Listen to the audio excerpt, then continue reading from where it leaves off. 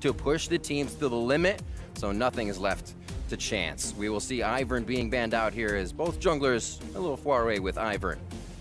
Yeah, and past. It's going to be really interesting because anytime you're coming into a new meta, start of the new split, summer split, it's a new patch, each team is going to have their own idea on what's strongest, on what really they should be playing and shouldn't be playing. So Pick and Ban can be very different from series to series.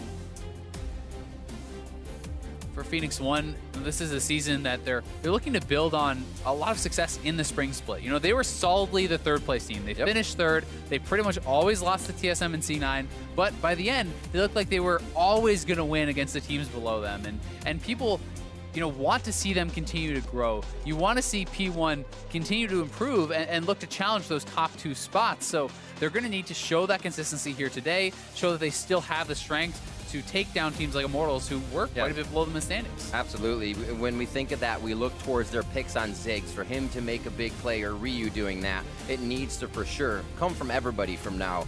A lot of star players would show up for Phoenix1, but if that team can come together, I think we'll get that team that does consistently beat C9 TSM. Ban phase 1 finally ending. Let's see what these guys have for each other. Nidalee ban as well. Yeah, Nidalee is something that had been picking up a little bit more popularity in the new patch. At least, you know, one of the best early game junglers. Inori obviously still has access to a plethora of picks. We've seen Kha'Zix, he was always a big Rengar guy, though it has fallen a bit out of the meta. There are a lot of answers. You also can play a lot more of the tank type junglers. You know, we've seen things like Gragas. Zac is one who's getting banned out a lot. There's still things like Olaf. So a lot of options, and we're going to have to see which direction they're going to try to take their composition in. The Elise is picked up for Smithy, more down towards the bottom of his list of junglers, but it's a nice and safe pick in for him. Be early in the jungle, or aggressive early, I should say, in the jungle if he wants. And the Karma, shields already coming in for Phoenix1. The Kha'Zix answer from Inori, so junglers have been picked. And the Kha'Zix is someone who can match that aggression from Elise. Obviously, it's hard to team fight, I would say, late game on a Kha'Zix because you're so squishy when you dive in. You're very vulnerable to being picked off, but that said, with the Evolve W, that is really the playstyle that has kind of been adapted to for most professional players. You get that Evolve W, you spam that out, you have poke, you have wave clear, and that's really the contribution you kind of bring towards the mid and late game team fights until you're willing to jump in and try to trade out your life. And much more Caitlyn love on the Rift as of late. Gets protection from the Lulu, so making sure that shields can't be combined here between those combos. And Caitlyn is very strong, and you know, with the crit items getting buffed since last season, that's something that did really help her out quite a lot. That said, especially in some other regions, we've really been seeing the rise of popularity of things like Twitch, of things like Kog'Maw, because with the new Doran shield, you can actually survive in lane a lot more easily. You have a lot more ability to take that poke against someone like a Caitlyn, and then you can get to a point where you're stronger than that Caitlyn on Twitch and Kog'Maw and some of these hyper carries. Just gonna play it slow in the early game anyway, so it doesn't really matter if you have to take that shield. Looks like Arrow is calling for assistance from the LCS refs for a moment. Pick and Ban's going to continue for now, though, and Varus is going to be what Arrow wants to play. So, you know, Varus, I feel like the ultimate can be very powerful as a primary engage, but generally speaking, it works a lot better as a follow-up engage because that ultimate can be very difficult to hit. So if you bring in someone like, I know, Gragas in the top lane, or someone who can kind of set them up, you know, ult someone into that Varus ultimate, it's really strong as a follow-up. So I'm going to look to see them drafting something like that, because when you look at the Phoenix1 side right now, it's not really a lot of CC in this composition. Seems like Arrow was just talking to Coach. We'll see if they can lock in that CC. As you said, they have a bit of that chain of corruption, but not for sure. Not a consistent lockdown. And I think most Varus players will know that. Galio getting taken away, as well as a LeBlanc. We see that Renekton that has had a few games played recently. Zig could be going on to that Jarvan, but the Shen is also helped, or could be helped for global pressure here on the side of P1. Yeah, and Shen can be delivered by that Kha'Zix. It allows you to jump in more aggressively because you have the Shen backing you up, the Stand United shield there too. So that is a pretty nice combo. Going to give them some more CC coming out of that top lane. That said, you know, Fiora is actually on the table here. Flame is someone who has played that before. I'm not sure if he's going to have the confidence to go for it. It looks like he won't. He's going to lock in the Jarvan. Still a fine matchup, and going to be a great combination with the Orianna in particular, because you lock them in with Catalysm. They can throw down that Shockwave, and you know, for someone like Varus, if you don't have your flash, there's no escaping that. Shock in, pop up. You're going to have the Lulu Wild Growth on Cody, or not Cody-san, but Flame as well after that. What will Ryu choose? And start weaving some walls if he decides to go with this. It helps with the Shen. They can still get in on any deep dives, but it will be the Ahri, so he has a way out of that engage if he does go in. Definitely seems like a very heavy dive composition here for Phoenix1. You know, had they gone with Atilia, it kind of would have made more sense as far as, you know, 1-3-1, be able to catch people inside lanes, things like this. But this composition is a lot of dive. You have to be able to zero someone out very quickly. But Lulu and Orianna, you know, with double shields, with that polymorph, it can be pretty difficult to actually make that happen sometimes. So we'll see if Phoenix1 is going to be able to execute on that, because you have to be on point with those engages if you go for them. Immortals as well was a team that could do well if they got an early game, controlled the lead, got Pobelter going, as well as Flame. We talked a little bit about that synergy of Xmithie and Pobelter now back on the same team. We'll see if that comes into play as they have the crowd control to make that work. And Flame did take that aggressive top laner, so we may get some damage down onto Zig to start things off. And we saw earlier in the day, you know, pretty consistently people going on these kind of bruiser type champions in the top lane, going for things like Black Cleaver into Titanic Hydra, and you can build the Gargoyle Stoneplate as that third item, because you've already built up quite a bit of HP. You don't have the resistances, but the active is going to give you that, you know, 4 seconds of very, very tanky stats. And that's pretty powerful. Just being a beast, diving in. It seems like it's a lot of what this meta consists of is going in, but also needing a way to get out. Gargoyle Stoneplate just plays beautifully to that, synergizing with what the guys have to do. Yeah, especially in combination with someone like J4, who so much of his burst is front-loaded, so you can flag and drag in, you drop the ultimate, you put down as much damage as possible, and then you instantly are going to pop the Gargoyle Stoneplate after that when you really don't have much more damage coming. So some of these new tank items have been very effective, and it's pretty interesting to see them kind of incorporated into the builds here in the LCS. All right, we are on to the Rift for Game 2 of the split here in the summer. Immortals versus Phoenix1. We'll see, as we said, Phoenix1 off that third place finish in the spring split. Look to continue some dominance here as Immortals with a roster change in acquiring Xmithie. If they can start things off on the right foot. Actually, not too many Doran shields, really. This game, only 2, not bad. And I think that this is actually pretty smart from Cody-san. I mean, we'll see if I get proven wrong. If you eat too much poke, then the Doran shield is better.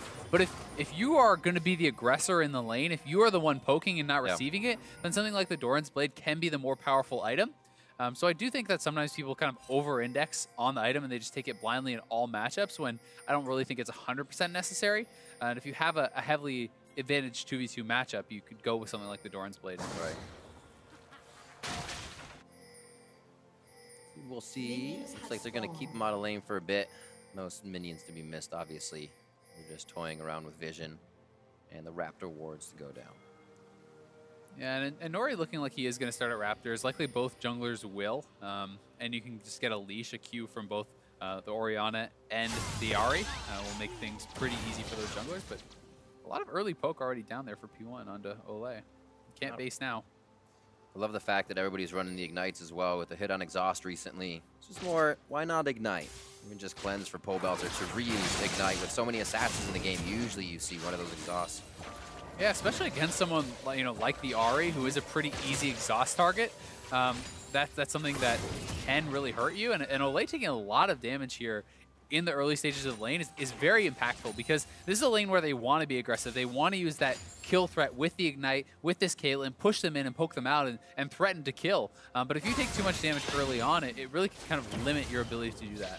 Nicely benefits a Varus and a Karma as well, the 2 slows they can provide. Get a focus resolve into that hail of arrows. You have a long lane to chase down this team. Quick flag and drag just outside of turret range. Nicely done to get his passive in as well. Flame puts Zig under the turret. Shouldn't be too much trouble to start things off. Yeah, it's a nice trade for Flame, but Shen is one of those champions that's very happy to get pushed in, because it's so easy to farm under turret with the bonus damage from your Q. Even though it did get some nerfs in a recent patch, it's still pretty darn easy. So you're going to be comfortably farming there, and Flame could get a little bit of advantage, but you don't expect a Shen to ever fall too far behind a matchup like this. I'm interested to see what Flame can do on somebody like Jarvan, though. We see him kind of in the spring split being one to take Camille. We said the Fiora was also up.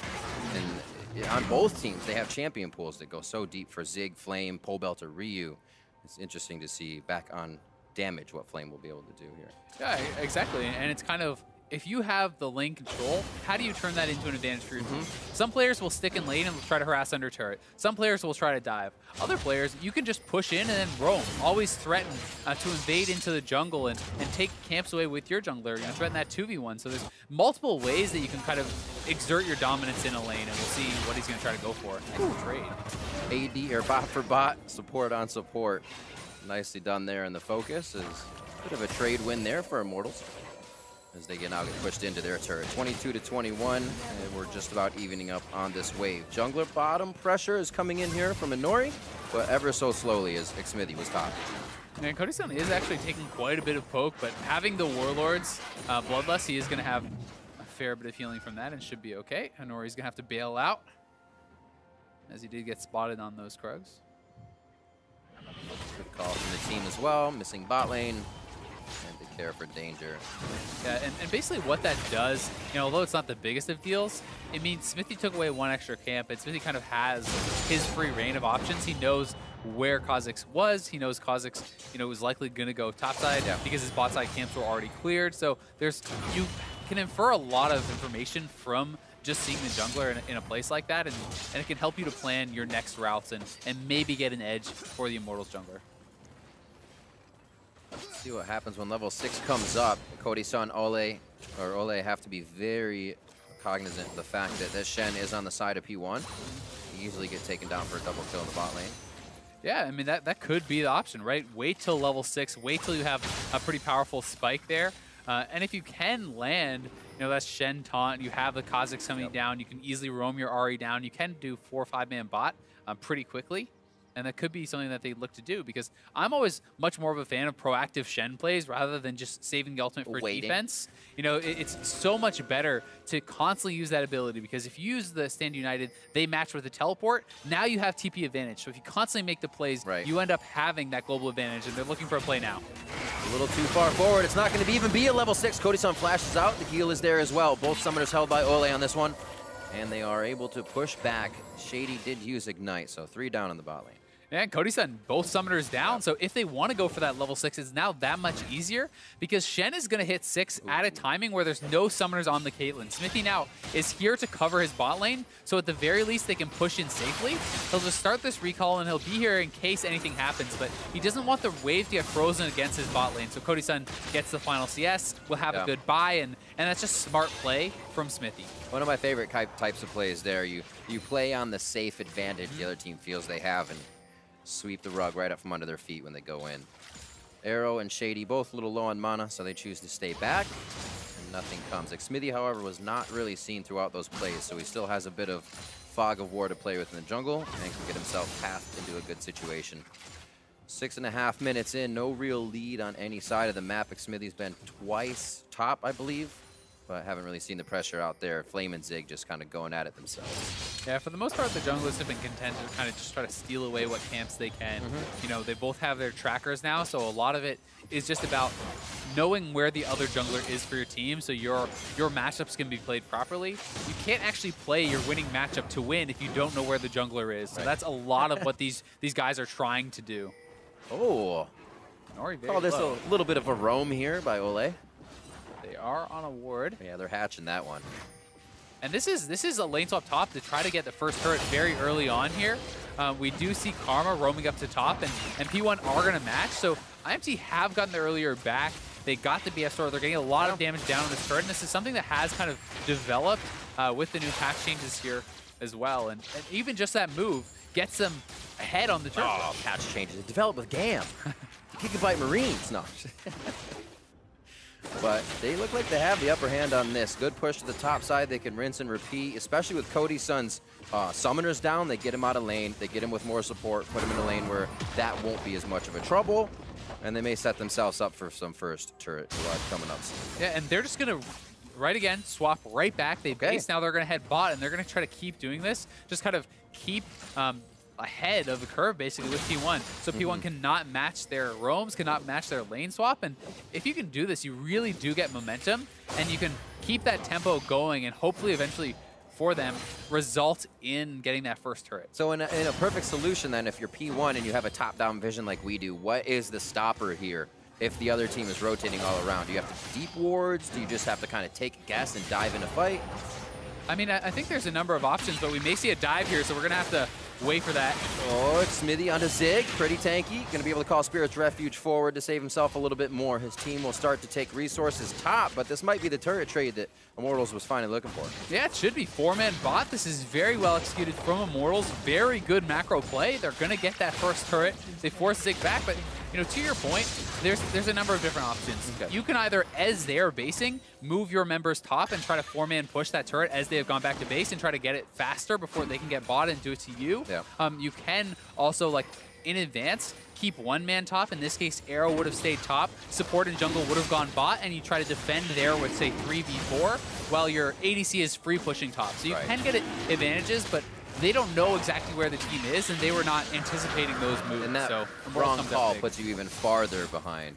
Yeah, it's Infernal as well. So really, they're getting everything in. And a lot of this is early game planning and just better map movement from Immortals. A few more items coming in. Mainly, still that slot open for these vision wards here on the side of Immortals that they'll able to be continuously putting down. And a big thing about it I always like to see as well is that those are able to be guarded as well. They aren't just placed down to have that vision and then walk away. And one of the costs now that we are seeing from this, like despite the first turret gold, P1 is actually up in gold, largely because of the amount of time. Ooh. At least they made it fast. Yeah, Olay is going to go down. And I mean, Cody-san had fallen behind in farm because he had been moving around the map so much, and Arrow had just sat in one lane and farmed. And now that they got the kill as well, they're actually opening up a pretty big gold lead for themselves. Still, the Infernal Dragon is in Immortals' favor, but P1 did end up coming out pretty well. Very interesting place to die. It caught us off guard even from first blood. All these turrets in the outside ring are down except for mid here. I should say all, the mid and bot. You have Ole that far up by himself. A little scary. Pobelts are now in mid here. Does have Xmithy on the bot side, but Ryu hovers top, showing mainly wards, and vision is there. This is one of those things where really it's like, can you get more out of early gold right now, and can P1 get an advantage from that small gold lead that they have, or does Immortals kind of just make the game go a little bit slower? Because later you get into the game, the better the Infernal gets, right? So that is going to be worth more than the 700 or whatever gold lead that there is when you go 15, 20 minutes into the game. It becomes worth a lot more. But right now, P1 is more powerful, and it's kind of about if they can actually get something done with that. Because Arrow has a full completed item, and on that Blade of the Rune King, you're pretty strong. So you're looking to try to fight this Caitlyn, who wants to get to the kind of 2-item power spike at least. Immortals hopes to play around that power with these wards they've bought. Cody-san only getting a few shots on the turret. Wild Growth Flash as well. Looks like a lot used in defense. And it's going to be a push in the fight. Rotation from Ryu could be caught out by Pobelto. They're 1v1 in the jungle over a vision ward. Pretty scary stuff. Trade of Summoners, I'd still say pretty good for P1. Yes, they spend the Shen Ultimate and the Nori Flash, but they get both Summoners off that AD carry. So now you can look to force that play again. Flame doesn't have his DP, Zig still does, and that's something that they can kind of continue to try to set up and try. You know, you have an extra objective now, so they can try to force this around the Rift Herald, knowing J4 does not have a TP and Shen does. We'll see if they can actually pull this off, though, because Immortals is aware of it. That ward, there's two behind. There's one actually in front right on Ole. Ryu rather getting hit up pretty hard. Pobelts are just around the corner. Shockwave is up as P1 has to stay split. It's been the coast-to-coast walk from Flame, calling in the teleport now from Zig. They're going to meet each other as well. Nori is waiting for his teammate before they do anything as they all eye the Rift Herald. It's going in the favor of Immortals. They turn on to Flame for the for sure kill, but is it for sure? And who gets Rift Herald? That goes over to Xmithy.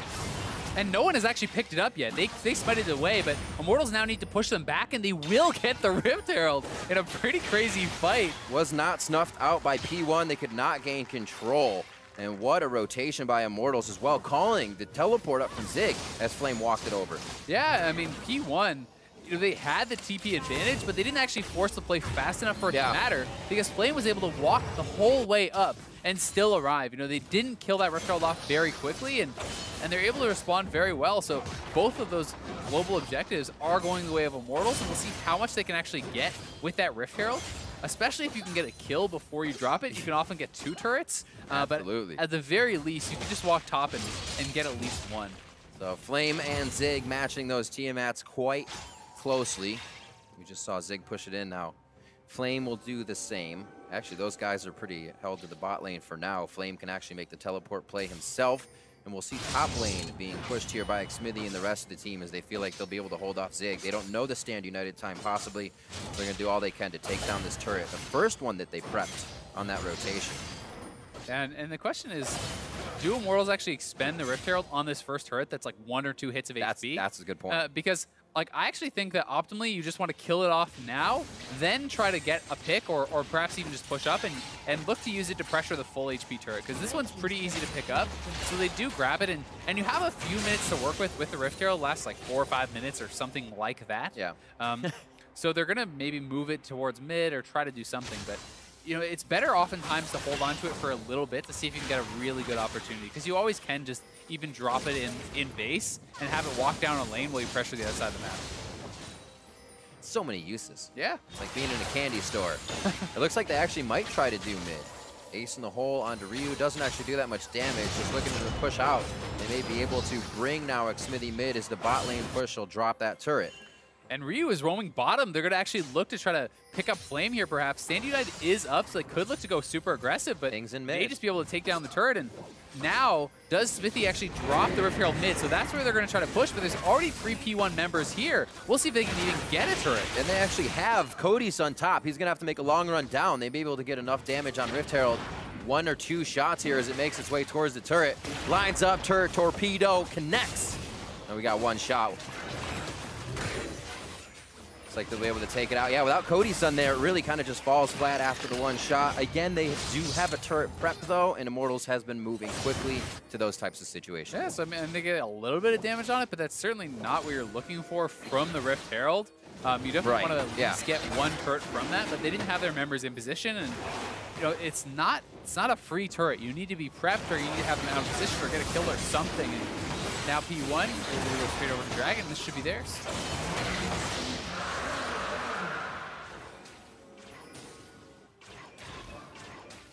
Setting up a little bit of vision as well. Their pink ward line has, P1s I should say, has always been, you see behind the red, they had one up at top try when they were defending that, and they continuously move it down. It's been hard for Immortals to even get past those mid turrets or mid anywhere. So even using that Rift Herald, they didn't know what was coming from behind the mid turret. Yeah, I mean, both teams do have a pretty good defensive line of pinks. You know, you can see 4 on Immortals side. That's true. You can see at least 3 on P1 side. But to your point, they haven't been able to really kind of crack that vision line and have the safety to feel like they can move around and move more aggressively there. But for now, right back to the mid lane, and Caitlyn is scaling up. This is always time that they are buying for her, and she's such a strong sieging champion that they should be able to at least knock this down, and they're going to continue to try to move around the map to get more. Chain of Corruption can do a hail of arrows, may stop it. Very fast wild goes from Ole to Cody's son. Here comes Ryu, charm out to the left, just missing over the shoulder of Pobelter. Very close and nicely timed, trying to get in on that repel, as Zig just misses out. P1 defends. And now they will stop the push from Flame. And it does look to me like there's some miscommunication on these Stand United, because this is a couple times now where the person who has the Stand United coming in is actually backing off. Oh, nicely done. Flame Pops out, puts him in the basket. Have fun, guys. Flame's out of there. Does have to use his flash, but plays it quick to draw the pressure down. Allows his team now to maybe crack a little bit of that vision. You see the wards forward. It's all a part of the step in their plan. Yeah. Played very, very well there. Able to taunt over the side before he got actually taunted up by the Shen. Cody's son now to clear out mid. Looks like we will have Pobelter going towards top side. 171 to 148 against Ryu in the mid lane, as he was able to pretty much push that in and control it consistently. Now gets the benefit off this top wave here, and we really have not seen a shockwave initiation from that, a taunt hit coming out of P1. It's always been little skirmishes so far. Neither team has really been tested to the max in these fights. Yeah, I mean, it's been P1 trying a few times, but unable to get it. Now on to Cody's son. Another little skirmish, and this one's scary when the AD carries all by himself. The shield comes in. Help picks indeed. Cody-san keeps his life. It feels like this whole game has just been Cody-san running away. Like, how many times now has his flash been forced, but they're never actually able to go back to the scene of the crime and follow up and take him down without those summoners, so they haven't really been able to capitalize on that pressure, and they need to be better on their engages with this Shen, with the Ahri, and really going in at the exact same time, having the confidence that you can move forward to deliver the Shen into a better spot. Because if he's ultimating onto you and you step backwards, he's not in range for the taunt, so the ultimate's essentially wasted. So he's a feels bad man. Yeah. You're pinging in. I'm coming. Just keep going. Balls to the wall. We'll see if Cody-san switches up the play if these next fights come in. I mean, he's got a Kha'Zix, a Shen, possibly an Ahri diving into him. We're going to go ahead and delete that Kha'Zix out of that equation. Inori goes down. Great job by Immortals being inside the jungle. Shockwave finally coming out of Pole Melter. Ryu's going to get soloed. Ow! As he tries to take control of the top lane. Flash as well there, and Immortals finally get that opening in the map they've been looking for. Yeah, it's a big place from Immortals. They not only do they get the 2 kills, they get summoners off of both of them there as well. They can be pushing. They're going to be having pressure mid from the Caitlyn. You know, bottom is shoved up by Jarvan, and they can look to try to crack this top inner turret as well. Fight to the mid lane. Chain of Corruption's on to Cody-san. Here comes the teleport in. They're going to put 3 in the mid. Now Flame might have himself in a bad spot, but he is drawing members down, which means top lane has free time with the 2nd tier turret. Red's being taken by Xmithie, so they deny more resources. And again, slowly prep these turrets for continuous takedown. But P1 has that in mind as well as they gun down mid. Yeah, it was a really good catch there from Arrow. I mean, that was really the one vulnerability, but they're going in. Flame lighting things up. Let's see if he stays alive in this one. He's going to get taunted. Flag and drag in as well. Zig onto the turret, and Flame's going to get hit with a piercing arrow from Arrow. Rather get killed by Shady in the end. That Ignite ticked down. And the team comes up now 1 kill up 20 minutes in as P1 throws down their own pressure. I mean, why didn't Flame just cancel his ultimate and walk out? He kept the ultimate up for the full duration there. He's like, I can't get out. He just pressed R again. I'll be there for that answer too. Yeah, I'm not really sure if he thought he could just survive and keep them locked in with him and try to get an advantage from that. But, you know, I'd like the play to try to push them off the turret and try to keep that up. But he could have just ultimated, canceled that out, and then backed up, and he probably would have accomplished the same thing without dying. Goes Potion Corruption, gets that in, so he has a little bit of health as he makes these engages. We'll see one more time in mid what started this all off. The lane resets, and Arrow just goes off. Yeah, he just hits that ultimate right onto Cody-san, and Cody-san, he had Flame coming, so that's what gave him the confidence, I think, to step forward, but really did not understand how much damage was going to come out here from Arrow, and then Flame wants to clear out the wave, wants to keep them safe, and let's see. He flag and drag forward. Oh, he actually doesn't even use it. He has the ultimate. He can cancel this at any time. He's trying to hold them in, I guess, and thinking the tower is going to do enough for him, but like, that was just very poorly played from Flame. He could have even QE'd out or just canceled his ultimate, but trying to get too much and overestimating perhaps how much damage the turret was going to do, but no one from his team was actually hitting the other players, so it was only the turret. Maybe throwing a little glitter at him. Yeah. Give Ole some credit. Just over 20 minutes in, and the gold is even. After everything we've seen, these teams have been each other's faces, left and right. And Immortals showing a bit of consistency here in the early game to keep down P1, but now getting caught is going to mix things up, puts Immortals in a sticky situation. And that's going to be Xmithie going down. Now P1 using this time. They're going to go ahead and grab another Drake on this game, and that's a Mountain. That'll help with these objectives. Yeah, it really will. And I mean, we talked about how hard it is to hit that Varus ultimate oftentimes, but Arrow back-to-back, getting picks for his team, nails the ultimates, showing why he was the Spring Split MVP. And yeah, Varus is not the same kind of lethality Varus that he played last split, but it's still very strong. Yes. He has the practice on this champion, is executing extremely well. It's still playing Varus, and a lot of, if you just look down the stats on these teams, match up from lane to lane. A lot of the guys share the same champion pool, but Arrow stands out above Cody-san, and it's not even in really getting kills, it's being able to get that damage done and then get the kills. They're not finalizing. He's doing over hundreds of damage to do it, so knows where to stand. That helps the team out as well, knowing they don't have to protect Arrow. good things happen when your AD carry can start a fight like that. Yeah, definitely. I mean, one of the things to me that always made Arrow stand out from some of the other AD carries is not even necessarily his score lines and things like that. It was the fact that he always seems to be standing in the right place. He's always getting the maximum amount of damage out, and that's really what you need from your AD carry. You need a consistent damage threat, someone who's able to threaten the tanks, push people back, and not give up their life. Because if your AD carry goes down, especially later into the game, you often have no chance to actually punch through a lot of these tanky members. Here it would be up to Ryu and Inori. We still get some damage out of Shady, but the build is definitely utility in this game. And again, reset to that mid lane. Seems like we're getting a lot of fights here. The middle portion of this is teams losing a bit of vision. Everything kind of tunnels into the mid along with them. And we wait for the next hit. Summoners up on both sides. Some pretty good fights out of this. So it looks like both teams are going to play it safe until they get that engage they want. Really no objectives to play around right now either. You just have to make an unsafe move into the jungle. Yeah. Whoa. Right now, I mean, Zig has the push, so it's actually Immortals that needs to respond and do something. P1 is happy just allowing him to split push, shove up to that turret, and once Flame actually shows bot lane, you could look for P1 to try to make a play with the Stand United, try to start something up with Ahri, with Kha'Zix. Otherwise, they can just establish vision control around the Baron here, try to clear out as many wards, and really start to threaten that area of the map. Does meet up with Flame for a moment. It's going to be such a ring around the rosy for them in the bot lane. I wonder what P1's going to be able to do with that distraction game and the double teleport. Doesn't look like much right now. Seeing Inori in the back and Xmithy in the base means it's a bit of a breather moment here. Baron is up, so the vision wars will start to hover towards the top side of the map as well as Ryu.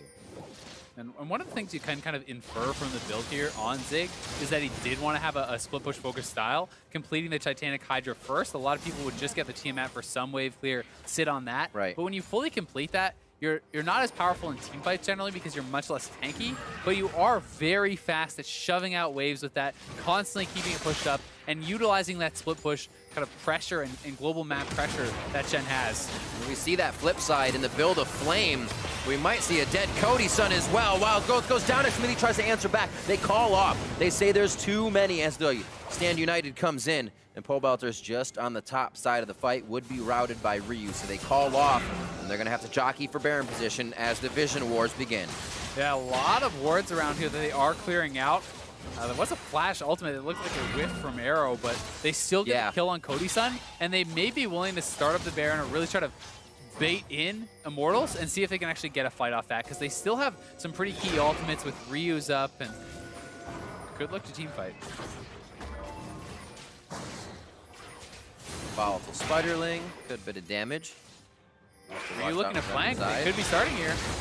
Hit onto Xmithy. Charm is missed with Repel, but he only has Gromp to go to. The team knows it and gets that Frenzy to get himself out. A little bit of help from Ole as well to get the movement speed.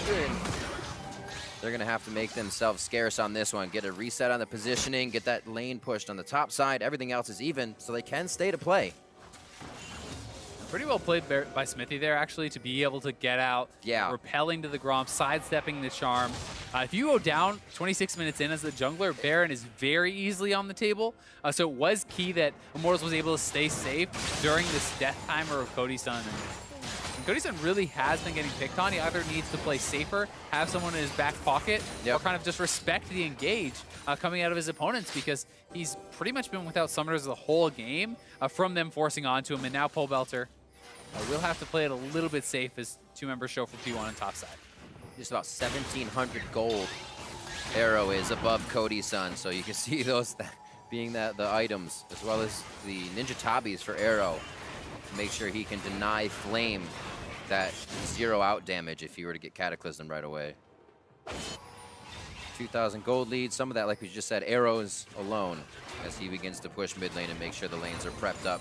A few wards in the mid lane keeping Arrow safe as they move up, and it's now Immortals to set up. They've had great hits from Flame. The engages have slowed down though. We have not seen any engage ball drops from Pobelter as well into the Shockwave.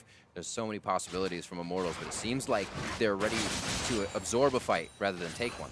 Yeah, I mean, they kind of feel like they are, one step behind a little bit. To their credit, they do have very good scaling. Late game team fight with Lulu, Caitlyn, Orianna. That's true. Plus ball delivery, so they may be happy to kind of just take it late and play passively. But they had some nice moves, getting the first turret early. Since then, it's been mostly just P1, going for fights onto them, as you said, getting farm advantages, getting kind of side lane advantages, and looking to try to pressure them out. Back to the mid lane. Starting to be a pretty commonplace here mid-game. Yeah, I mean, if you were just watching the CLG C9 game, it felt like that game was an ARAM for half the time. CLG just was refusing to go and take down the top inhibitor for what seemed like 20 minutes. Back and forth. It's almost they're completely set in their way of only getting this scenario, pushing after that scenario. Well, the scenario seems like P1 at Baron. This will move Immortals around. Now they're actually on opposite sides of the map. So they have to figure out a way to get home on this one, and it might be through going down if they don't back right away. They're pushing down the turret. They're going to try to make P1 march to the beat of Immortals' drum here. I mean, Inori is a little bit low. He took a lot of Baron damage this early on, so Immortals could actually just go to bot lane and try to push up there. I think that would be the better choice. What instead of getting so aggressive here is happening right now? Zig goes down. The team leaves him. And it looks like Immortals is going to be able to walk out of this. No, gets back charmed on the rappel down. Flame now tries to go in the fight, one after the other into I think I can situation, but they can't. And now a 2-for-1 is the team gets retribution for Zig. Yeah, they are not on the same page at all. I mean, the bot lane is running out as Flame is diving in by himself there, and now P1 could look to try to pressure around Baron again. They have full vision control here, and they're going to look for an engage. I mean, they don't even have the shockwave here. The dissonance is the only thing to really continue to separate them. The glitter lance, if it can reach.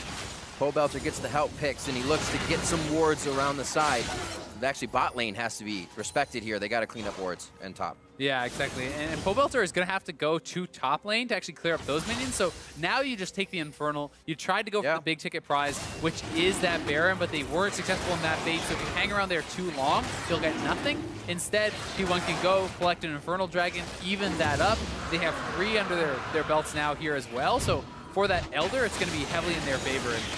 And this is just a lot of damage going on to Zig. They fully commit with the ultimates. They're willing to go for that. But at this point, Immortals could just go bot lane, where the lane is already pushing. They could look to threaten that turret, and then Flame is diving in. Look at Pobelter, Ole, and Cody-san. They had no intention of following that up. They were already in the Varus ultimate. So, Flame not on the same page as the rest of his team, which was often one of his problems last split. Right. It looks so good as well. Going in onto Zig. They take down the tank, the guy that can save everybody else. Yeah. And they got themselves into a real sticky situation. I mean, it's a good ultimate from Flame if Pobelter still has a shockwave, right? Like, if that's still there. But when you commit most of your big teamfight spells on the Shen to take him down, that is pretty much the end of the fight for you. You have to then kind of respect the fact that the other team is more powerful because they still have those ultimates up. Well, the ults are back up. Ole. Ardent Sensor there for Cody-san, giving him a bit more assistance and sustain. Each time he gets that shield. We've seen this fight before. Arrow used the Blade of the Rune King immediately to get upper hand in the fight. Cody-san can't move. He cannot fight as well. That's the idea. 7-3, 31 minutes in. We go back to Baron for a jockey of position. Teleport up for Flame and Zig. And it's not even just the items on Arrow, it's a massive XP advantage over Cody-san now. I was down 2 levels, and it looks like Ryu's going in. Gets it onto Cody-san. That's going to be him going down. Ryu gets that kill. Wasn't sure if it was going to be Arrow with the shots or Ryu coming in with the Spirit Rush. And it looks like they have the idea of now jockeying for Baron, but pulling Immortals through the jungle, yo-yoing them back and forth until P1 gets the fight they want. Yeah, they just keep going back to the Baron. They have to clean out this vision once again, but they can threaten it. Remember, they have Zig on the bot side with the Stand United available, so P1, now that J4 has come up, P1's main squad should actually back off and just let Shen pressure this bot lane turret, because that is a guaranteed advantage that you can get right now at no risk to yourself. And they're telling Flame, go down, come up, go down, come up. You can see him go between Raptors and then back up, trying to stay with the team. Which way does he go? They're going to have to give up the turret if they want to take the fight now, because it already is a loss of something. Exactly, and Immortals is looking a little bit paralyzed. I mean, Zig can continue to push. Anytime he sees Jarvan or the rest of the team up there, he'll just start pushing again. And now P1 is starting up a 2-man Baron here. It has been spotted out. We'll see if Immortals is going to go for it. Yeah, the Scrying Orb came through. This is actually a good chance for Immortals to get through and clear out these wards. P1 actually has to disperse. They're losing ground. And Immortals can use a chance to get a breather here. This is good for them to get inside the jungle. It is, but Ryu could move down to the bot side, and they could look for a 2-man dive onto Flame, which could force Immortals' hand. But here's the play again. Ryu in point blank onto Cody-san. So much damage. And then right after the QSS gets used, Arrow nails his ultimate, and they're able to take down Cody-san once again. Little walk prediction there inside the structure of the turret. And here comes P1 now, Immortals. Trying to call the Baron bluff. And we're not doing it, don't worry. There yet. They're going to go for a steal. Let's see if it happens. Ryu's in, throws it over, and Nori's going to take Baron away from Immortals. Can they continue to go for the fight? Spear Rush used by Ryu, and they're going to try to route down the outside. They do not have a mid lane wave to push in, so Immortals should have a chance to recuperate here. But they are going to hold them off to the left. P1's now going to go down mid lane with the help of Ryu pushing the wave. And P1's just trying to hold them there. Smithy going to get caught out. They're delaying their base while the mid lane is being shoved up, and they're going to be able to pressure down this turret. Ryu escorting that wave in now with the Baron buff, with the red buff, and they'll get at least this tier 2 right off the bat. And that was super risky from Immortals, but they felt like they were so behind in tempo they couldn't answer the Shen, and they needed to try something, but Inori comes up with a steal. Very, very big. Immortals trying to use that split second. They got in, got the vision, tried to use the vision, and P1 was able to latch down. They certainly were, and now for P1, you just wait for the Shen to push in the wave. You don't need to do anything crazy. The only way you kind of lose out in this situation is if your 4-man squad gets engaged on before Shen has pressure. So Shen now has that Baron wave almost at the turret. Multiple members must come down. As to show here, you pressure the mid lane turret. You go back and forth like that over and over, and look to do that damage. Interesting engage. Could have got more damage on the turret, but they want damage onto Flame so he can't defend it. Inori gets zeroed out. One more ball move. And Inori does go down. A few highs, a few lows. It's a mix of a game. It's a mix of a game. I mean, he just straight up stepped on the trap. I guess he had his sunglasses on or something. Couldn't see. Hit on to Ryu. Ryu gets out with a Spear Rush. Flame is hit.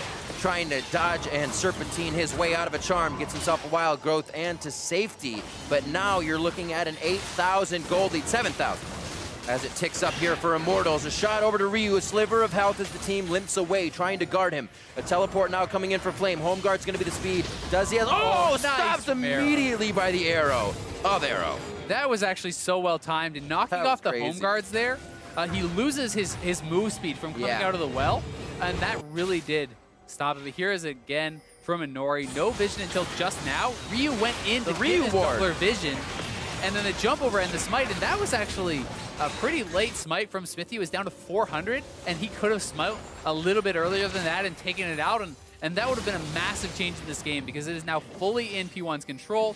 Elder is spawning, mid lane inhib is down, there's pressure across the map for P1, and remember, they have taken more dragons, so if they get this Elder, they're going to be ridiculously strong. Just to think the way that Baron played out, having a Kha'Zix and an Ahri couldn't be more perfect. If Ahri didn't like it, I'm back out. Yeah, we like it, Kha'Zix jump in. Unfortunate for Immortals to have that exact scenario in front of them when they tried for it. Elder Drake now here, 35 minutes in. I don't know if it can be contested, but they might just try. And that's why so many teams try to send someone over to zone out the jungler to stop them from making a 50-50. And it's why P1 right now is backing up, because they don't want to allow them to just have this 50-50. But Immortals is moving in to try to take it themselves. We'll see if they go for the smite fight. Inori in there. 4,400 HP still. Cody-san very low. Ryu now trying to get out of the fight. Cody-san ace in the hole. Again, won't take down Ryu right away, but that's going to be Smithy falling. That means smite over to P1. A 3 Drake Elder Dragon. They lock it down, and now they're looking for more kills. Shockwave to stop back Arrow. Forces the flash, but Inori's trying to get in. Cannot find Pole Belter or the isolation as they just push off Immortals. Now looking for more outer turrets. Yeah, and P1 could just go and take even this bottom inhibitor, which is exposed right now. They could look to pressure mid as well as the super minions are coming in. So they're pushing in both waves. You can at least get the bottom inhibitor, but then you could potentially threaten to end with the Elder buff and the super minions coming in mid.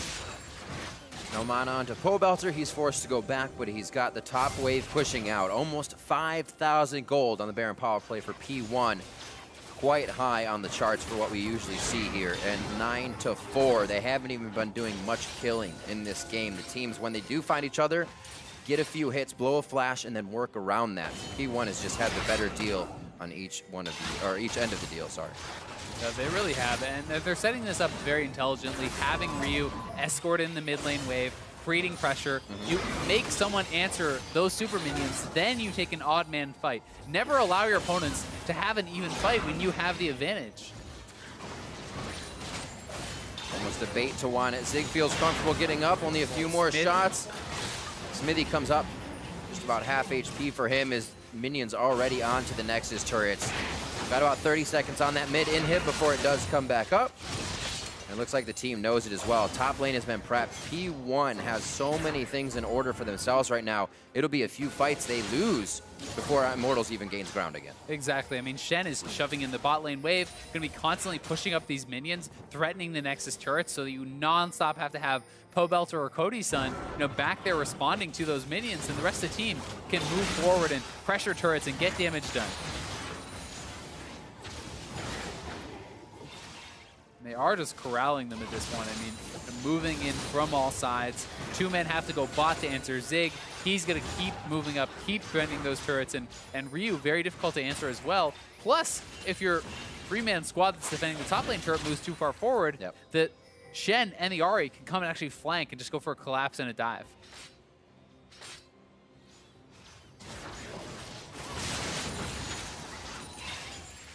Clearing out parties of 3, making sure Cody's stays on the back line. They need his DPS throughout this fight.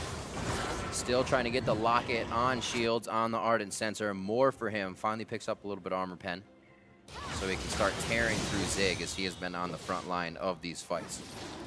Yeah, it's interesting to see that Arrow is actually not going to build any armor pen in his build whatsoever, despite the fact that Flame is picking up armor. There's already 2 armor items, well, 1.5 if you want to say on Smithy here too, but not really concerned with that. Looks like he's probably going to be building towards a PD, and he'll be sitting on that for his full build, which is pretty atypical against any game where there is a fair bit of armor. You generally do want to go for that Lord Dominix in a time like this. The one thing that you can say about the Phantom Dancer over that armor pen is actually the damage reduction that it offers is pretty underrated, because you have the flat damage reduction from the PD passive, you have Blade of Rune King lifesteal, you have Tabbies which make you more tanky, and you have that Moth. So you actually do become relatively tanky despite their strong amount of dive. So if they are diving in on you, you have KD to protect you, and then you have a fair bit of kind of strength in and of yourself. He realizes that damage that Flame can do right now. Zig hovering around. I think somebody just caught an eye of him on the side of Immortals. They have turned away from the fight towards Baron, and he has a super minion on that turret. 2 super minions alone will take down a Nexus turret. You have a Zig and 2 super minions. You're definitely going to be taking that one down, even if the wave spawns. He'll take hits from Flame, but I don't think he's going to turn away before that turret goes down. Now it's the choice of the rest of Immortals.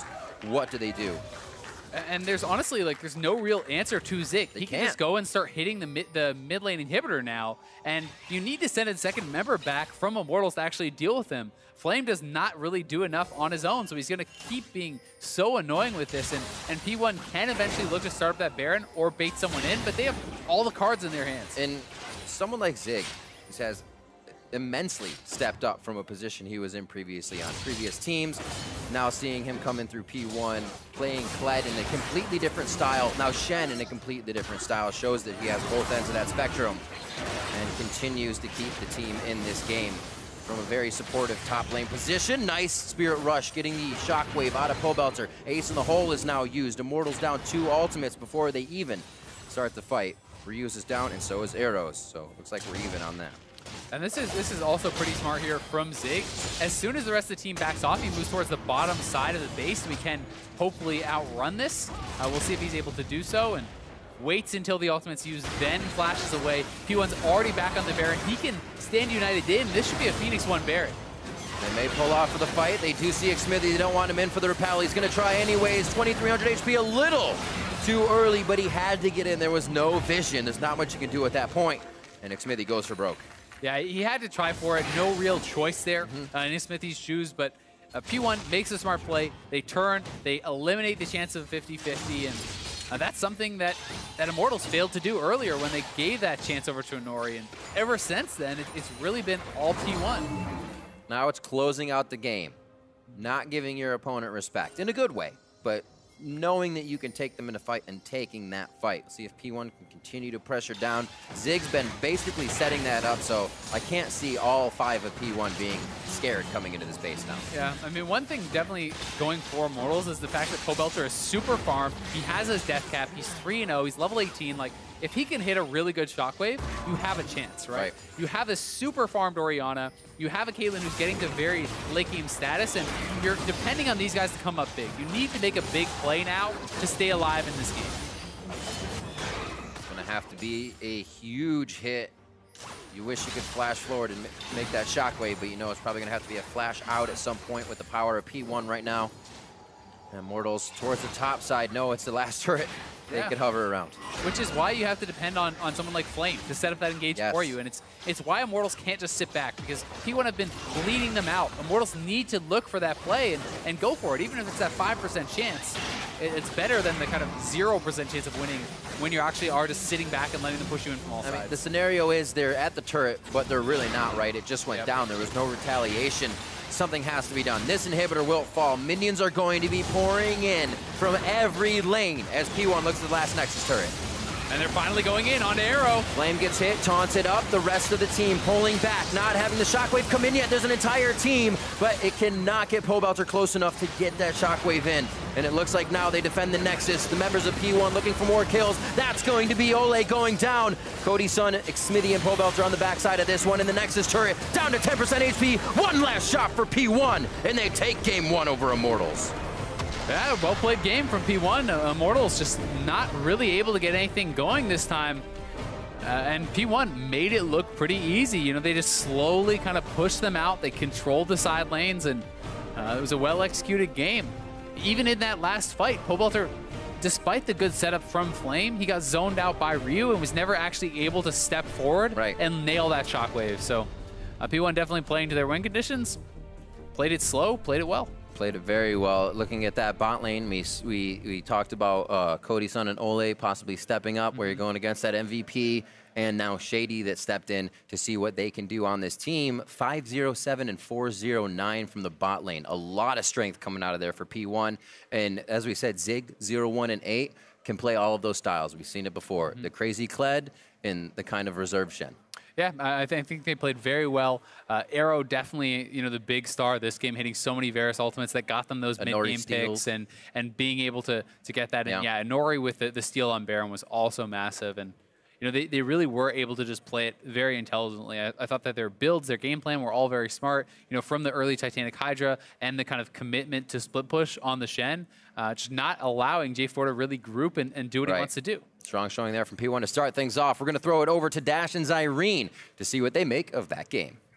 Thank you very much, Riv. Phoenix1 coming out top here in game 1. But let's look at how they did it, because I think it was a very slow bleed, right? Or at least that's the way it felt, and they kind of mentioned that it looked clean from Phoenix1 from start to finish, and that they had control of the game for the majority of it.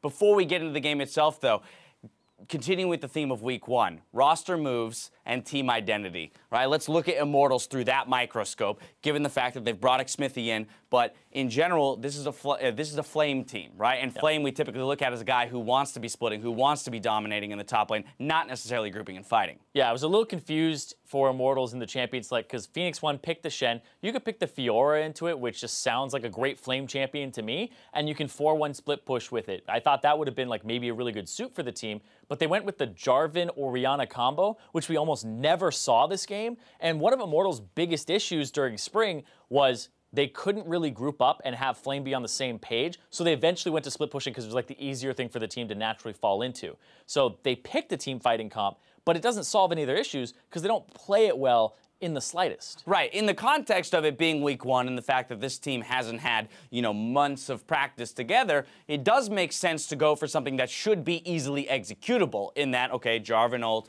Orianna ult, that's how we fight. That's our win condition. But if you can't even execute on that, clearly we have an issue. Exactly. And Phoenix1's comp is meant to split you up with the split pushing Shen, which will have 2 globals and can always kind of push you around the map and make sure that there's an unanswerable global in a side lane. But they also have a lot of pick potential, and this against scattered teams is perfect, right? You have the Ahri charm, you have ways to catch people out and run them down with Karma. So I think that this from Phoenix1 kind of actually preys on Immortal as a team comp, or as at least their players together, because they are not on the same page, and this exploits that very heavily. Some peculiarities in the draft here for Immortal, specifically this Galio ban coming in last as well after seeing the Renekton ban. So therefore, Fiora we know will be on the table. Why not leave the Galio up and say, hey, you can have it, we'll pick Flame into that matchup and let him run wild with it. Yeah, I still feel like the Shen and the Galio, the 2 big globals for people in side lanes, 2 really great champions that you can pick Fiora into if you want to do it, but you do risk having a carry like Ryu who wants to dive, or Arrow who you want to dive yourself, get some type of damage reduction or shield on them. So I do feel like those 2 champions in the top lane are pretty big issues. So I don't blame them for banning the Galio out. I just kind of question why they didn't pick the Fiora, because I think it's better stylistically for the team. Absolutely. Let's dive into some gameplay. 28-40 into the game. This is a 2-for-1 in favor of Phoenix1 in the mid lane yet again. But this was peculiar to me because, again, Immortals, looks like this is the fight you want to take, 5v5. Yeah, you can blow up Zig here, or get his flash, or get him to taunt away, and he's no threat without using Shockwave. But then Flame goes in, Arrow has no flash. Arrow has no flash. Go in, Jarvan ulti him, and get the Shockwave down on where he is, and he's standing next to another person afterwards. That should be a very easy call to make after you push away Zig and you don't use Shockwave on him. So it felt like they were just trying to get something instead of go for the right fight there. Right, it felt frantic, didn't look like they understood exactly how they're supposed to win the game. Once again, Jarvan using his flash defensively after EQing in, as opposed to just flash ult with the Orianna ball on your head. Yeah, it was actually a really good ultimate there from Arrow, but I do feel like the engage was too late at that point, so it's kind of like failures all around for Immortals there. All right, but now let's push ahead to the Baron steal, because once again, Immortals on the front foot. They're the ones dictating the pace of the game here. Start up this Baron, a blind steal from Ryu and Inari. And this is something that Immortals are not expecting in the slightest, because you would set up and turn in a heartbeat with a team fight composition onto this team, but the fact that that was completely blind, Ryu's like, they're in this area, I don't want to check through that Caitlyn trap line, because you could step on one of them as you go through the brush.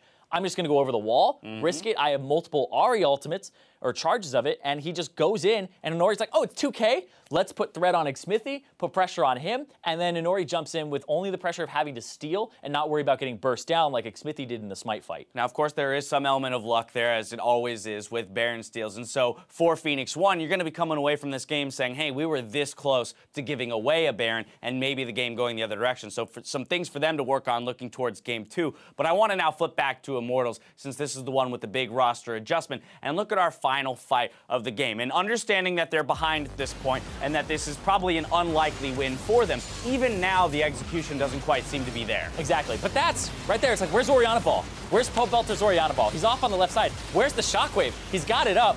I mean, the members He's got flash too. Exactly. I know the members of Phoenix1 have flash available, and you should really be using the Jarvan ultimate when they don't, but that's still an opportunity. That's an easy win right there. That looks like a delicious ultimate for me. I will take that, put the pressure on them to outplay with a flash, but they weren't doing that, because you can throw those ultimates out, look for those picks or those fights, and like the previous fight that we had seen before, Arrow didn't have flash then, you're never going to find a better opportunity. Yeah, exactly. But a lot of that, to me, feels expected for week 1. Again, not necessarily giving an excuse to it, because it's a loss either way. But given the fact that this team isn't super practiced, and contrary to Dardoch, this team is still dealing with communication issues, whereas Dardoch is now on the all-English-speaking team, you can definitely see that Immortals is still going to have somewhat of an uphill climb in terms of getting to that well-oiled machine kind of state that we like to talk about. Yeah, Immortals definitely have a lot of work to do, figuring out their identity. Are they a split push team? Are they a team fight team?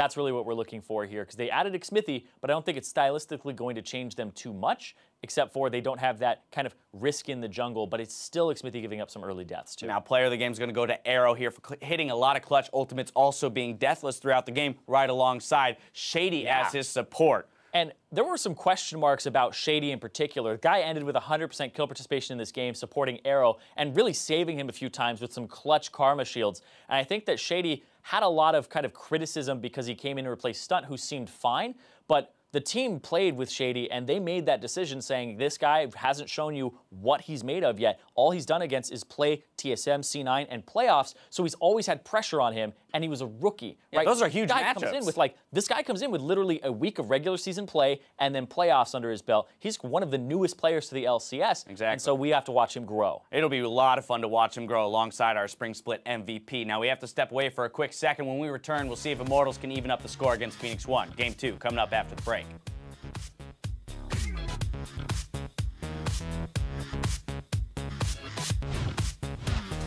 Immortals being inside the jungle. Shockwave finally coming out of pole belter. Ryu's gonna get soloed. Ow! But he's no kill. Elisa's on your right. Okay, okay. Elisa's behind us. I'm coming. I'm slow. I'm here. I'm behind Elise. What, instead of getting so aggressive here, is happening right now. Zig goes down. The team leaves him. And it looks like Immortals is going to be able to walk out of this. No, gets back charmed on the rappel down. Flame now tries to go in the fight, one after the other. And it looks like now they defend the Nexus. The members of P1 looking for more kills. That's going to be Ole going down. Cody's son, Xmithy, and Pobelter on the backside of this one. And the Nexus turret down to 10% HP. One last shot for P1. And they take game 1 over Immortals.